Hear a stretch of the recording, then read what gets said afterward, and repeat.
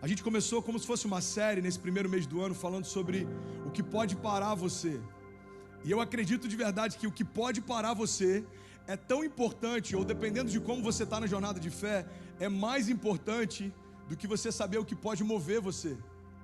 Porque se eu sei o que me move, mas eu não sei o que me para, eu fico sempre no quase. Alguém já viveu uma estação que parece que tudo está quase acontecendo, mas nunca rompe?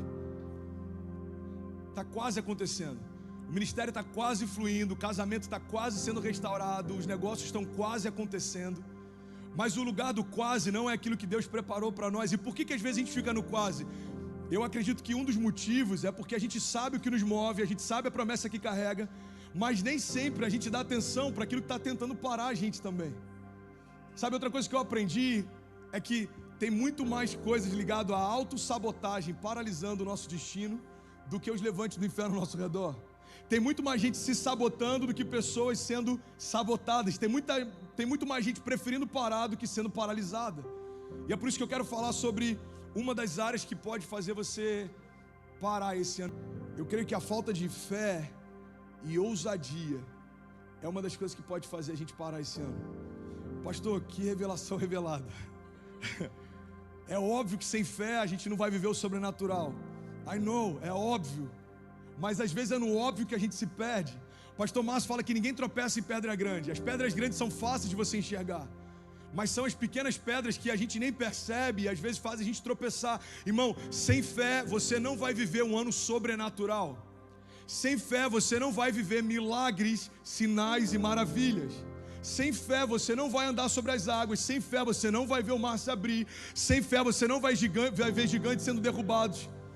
E por mais que isso seja óbvio, às vezes a gente esquece e a gente vai cada vez diminuindo mais a nossa expectativa pelo sobrenatural e a gente vai aceitando aquilo que o próximo ano tem reservado pra gente. Um calendário vazio não vai mudar nada em você, mas se a gente acessar o Deus que desenhou a nossa história antes de qualquer um dos nossos dias serem escritos, aí a gente vai entender o que Ele tem para nós. A palavra de Deus diz, olha, não chegou ao coração humano, os nossos olhos ainda não viram, os nossos ouvidos ainda não ouviram aquilo que Deus tem preparado para nós. Não é por aquilo que é sensorial. Deus está dizendo, olha filho, não é pelo que os seus olhos veem, não é pelo que os seus ouvidos ouvem, não é pelo que o seu coração está sentindo, mas eu já depositei no teu espírito as chaves para você romper esse ano. A grande verdade, irmão, é que a nossa fé, ela pode mover montanhas, mas os nossos medos podem criar montanhas. Tem muita gente usando o poder criativo do medo para criar barreiras e não está usando o poder criativo e poderoso da fé para rompê-las. Eu tô em dúvida de como vai ser. Irmão, a dúvida nada mais é do que um fruto do medo.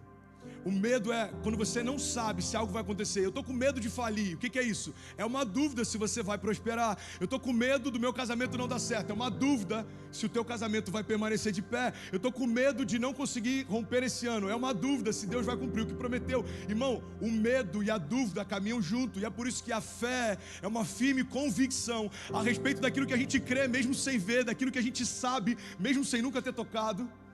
Porque os meus olhos ainda não veem, as minhas mãos ainda não tocaram, mas nós cremos que Deus tem preparado grandes coisas para esse ano. Nossa fé pode mover montanhas, a nossa fé pode ressuscitar mortos, a nossa fé pode mudar histórias, mas o nosso medo tem poder criativo também. Nosso medo cria gigantes que nunca existiram, irmão, vamos ser sinceros. Eu estava ouvindo um pastor americano falar um tempo atrás sobre medo. Foi feito um estudo, olha que louco isso, 97, se eu não me engano, % daquilo que os entrevistados achavam que poderia acontecer, não aconteceu. 2% aconteceu, mas numa proporção muito menor do que eles achavam que aconteceria. E 1% de fato teve que enfrentar aquilo que ele estava temendo que pudesse acontecer. Mas sabe o que é interessante? Esses 97%, por mais que não tivesse acontecido o que eles estavam temendo que acontecesse, aquilo, irmão, roubou a paz, a alegria, a convicção, a leveza da jornada.